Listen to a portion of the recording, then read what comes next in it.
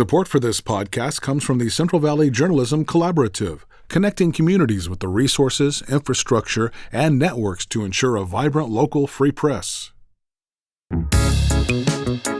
From KVPR in Fresno, this is Central Valley Daily. It's Wednesday, August 26.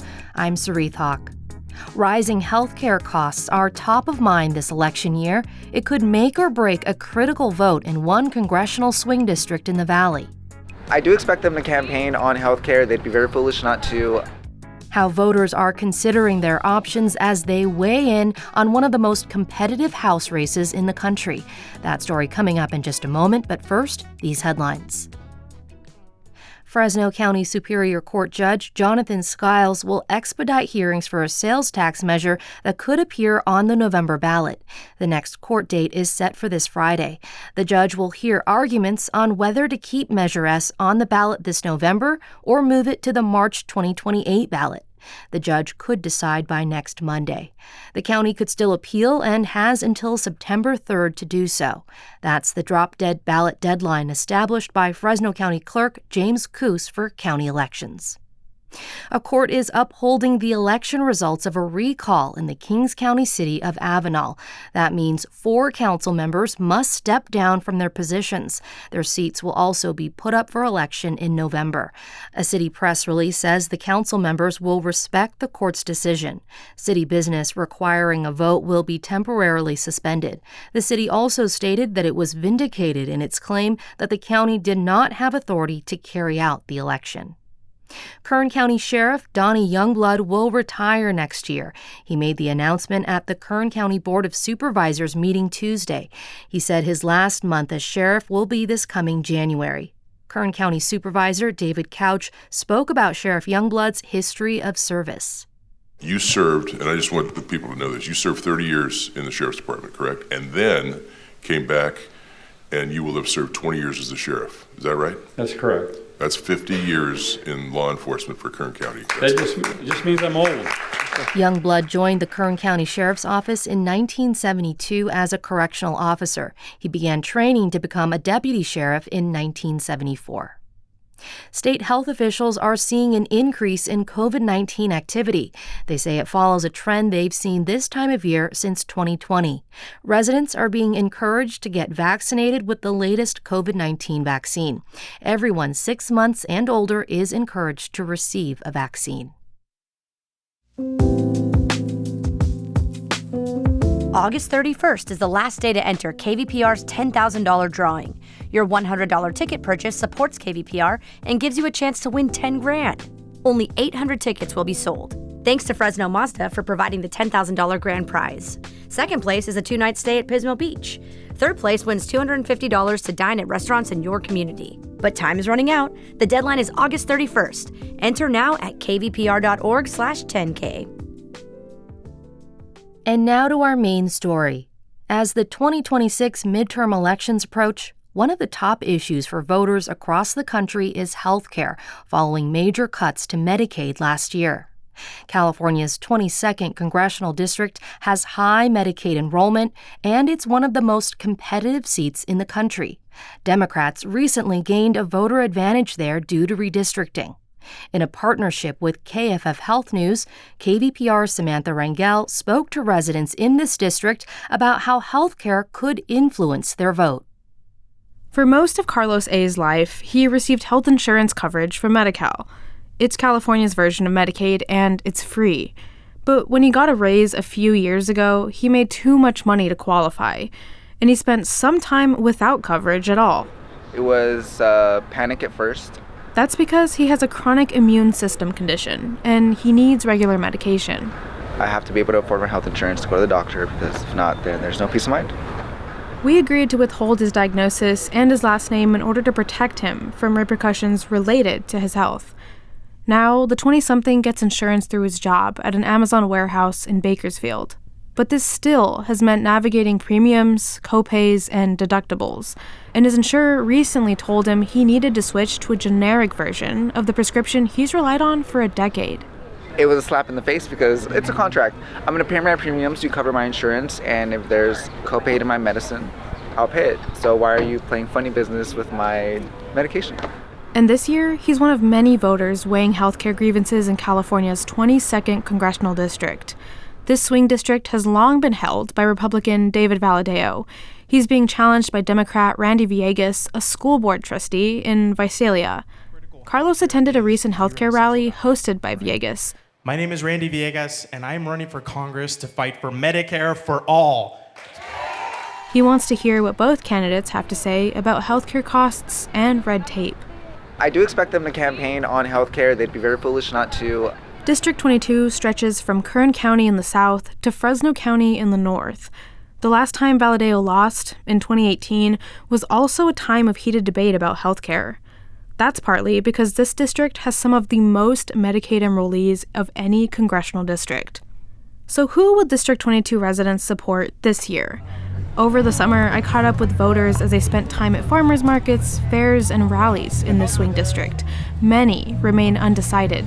You're stuck between a rock and a hard place. That's Patricia Newton of Hanford. What she and others do know is they'd like to see healthcare become more affordable. She has insurance through her job. She chose a plan with low monthly premiums but a high deductible. And years ago, a surgery left her with a hospital bill of roughly $65,000. She had to apply for financial hardship assistance to pay it. Today, faced with two very different candidates, she hasn't made up her mind. So I want somebody that's balanced, but I do want somebody that's sincere about caring about the needs of everyday people. Matthew Depew also lives in Hanford. He has private health insurance and says premiums are eating into his monthly budget. He says people are doing whatever they can to get the care they need. People go from here to Mexico to get stuff done because it's so much cheaper. David Valadao didn't respond to KVPR's request for comment, but last year he voted for President Trump's One Big Beautiful Bill, which included major reductions to Medicaid.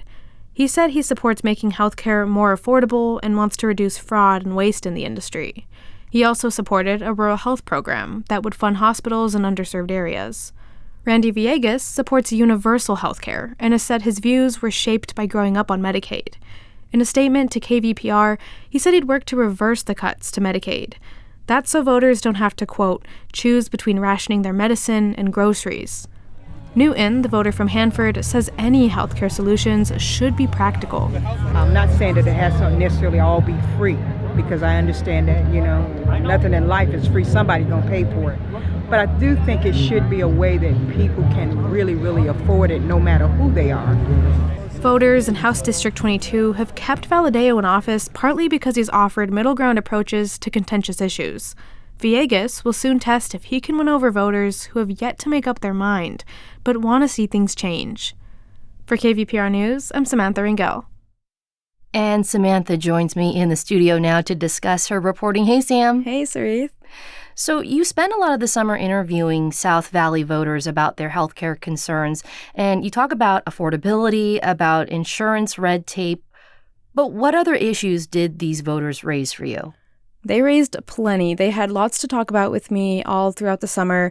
Well, big one was access to healthcare, which was a big concern, especially finding specialists here in the Valley. One resident in my feature, his name is Carlos, talked to me about having to travel to Los Angeles or San Francisco, he chose LA, for specialist care because of those limited options in Kern County.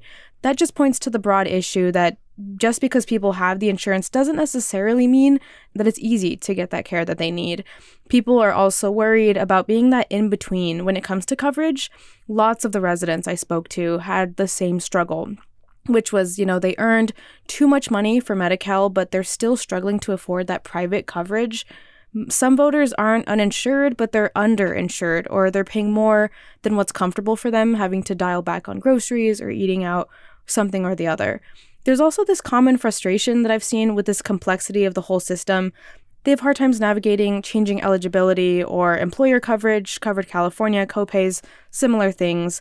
But I think most importantly that the voters spoke to me about the skepticism about whether politicians can actually fix any of this.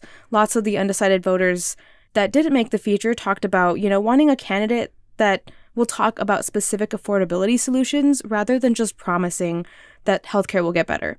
Just like the broadness of it. There's this tension in District 22 I see that healthcare is so important to these voters, but many of them aren't convinced that the elections will actually produce any change. Wow, you are tracking so many things there. You also got a chance to visit a campaign rally earlier this month held by Randy Villegas, and you talked to audience members there. So what was that event like, and what other issues were raised there? This was one of the first town halls closer to the election season. Randy held this meeting in Bakersfield. Roughly 75 people showed up. It was nice. Lots of people were ready to bring up their concerns and, of course, to listen to what he had to say. First and foremost, I think they talked about the different healthcare issues like artificial intelligence in healthcare, worried about if AI would deny care for patients or if the coverage decisions made by AI would have errors in the future.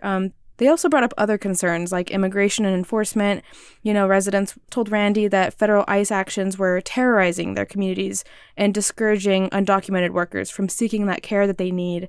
We also have other healthcare concerns about high maternal mortality rates in Kern County, which I was just learning about, and the postpartum depression, how mothers might be too afraid to get that mental help because of concern for child removal. And so, there were lots of audience members who had questions about data centers and how that could affect the land use, water demand, and especially how that could result in rising utility costs for these residents.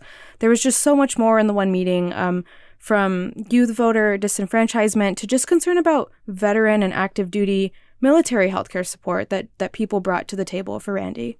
Wow, such a wide array of concerns there in Kern County. We are looking at a host of issues for this upcoming election, from the economy to immigration.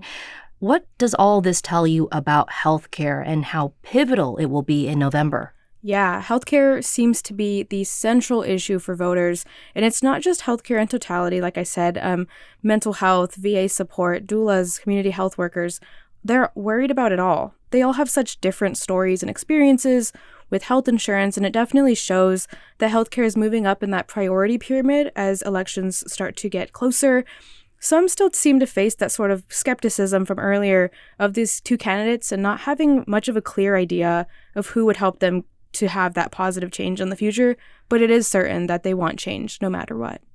And, the District 22 seat is going to be closely watched, not just locally, but nationally. What's at stake for both Democrats and Republicans? Even though it's been held by Republican David Valadao for almost 14 years straight, Prop 58 redistricting last year made this much more competitive for Democrats. With the margins so close in Congress, Democrats are fighting hard to gain that seat, and they think that there's a good chance here. In fact, in the primary, I think Democratic candidates got more votes in total than Valadao did. Well, thanks for following all of this. KVPR reporter Samantha Rangel, always great to have you in the studio. Thank you, Soreath. And that's today's show. Have a story idea for Central Valley Daily? We want to hear from you. Email podcast@kvpr.org. Today's episode was produced by Samantha Rangel, Carrie Klein, Jonathan Linden, and KVPR. I'm Soreath Hok. Find the latest local news anytime at kvpr.org.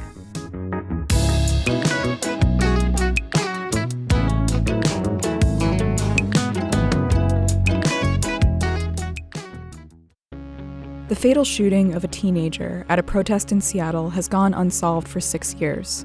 This is open in your face. How are there no answers? Our investigation has uncovered new evidence and witnesses who say they've never talked to police. Did police ever call you? Not once. Listen to We Keep Us Safe, a new true crime series on the Embedded podcast from NPR.